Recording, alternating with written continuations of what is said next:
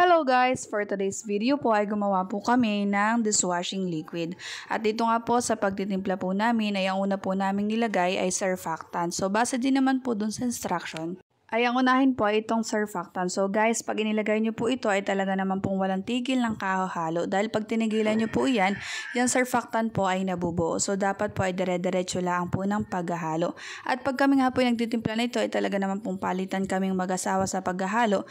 Pero nung time pong ito ay sila lang po naghalo at ako po ay nagbi-video. After po ng surfactant, ang sinunod po namin inilagay ay itong pang color. Hindi ko po alam kung food color po yung ginagamit nila dito, pero talaga naglalagay po sila ng ganito color. Depende po sa flavor na inyong bibilhin.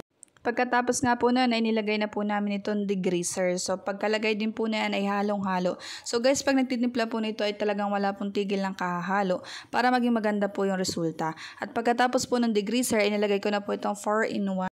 Ito po ay yung preservative, neutralizer, EDTA at antibac. So yan po ay talagang dire-diretso lang po paghahalo habang ako po ay naglalagay. Medyo ito nga po ay mangalos.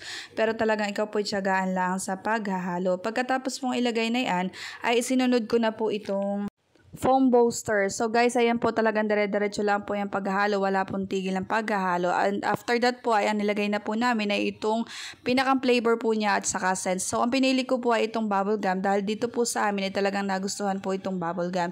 Then after that po ay ang sinunod po namin ilagay ay ito pong thickener o yung salt. So guys, talagang ito po yung kahuliang ilalagay base po sa instruction. Ang pagkakasunod-sunod naman po ng ilalagay po ninyo, basta nauuna po ang surfactant, then kahit ano na pong isunod ninyo. Then pinakang huli po ay itong thickener o yung salt. So yan pong thickener ay hindi nyo po yan ilalahat. Konti-konti lang po ang paglalagay niya dahil diyan po nakasalalay kung ang inyong magiging timpla po ay malapot o malabnaw.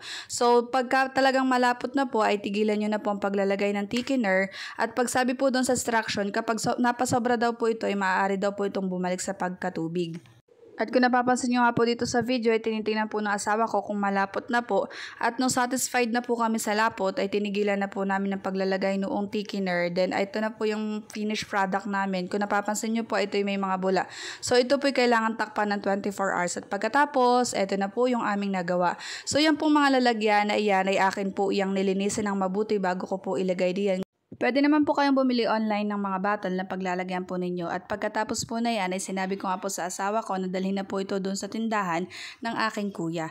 At ito na nga po, isa-isa na po dinidisplay ng aking kuya yung aming mga nagawang dishwashing liquid. So dito po ay pinapatinda ko lang po dito sa kuya ko at kami naman po walang tindahan. Ay dito po ay mas mabilis po sa kanila itong mauubos.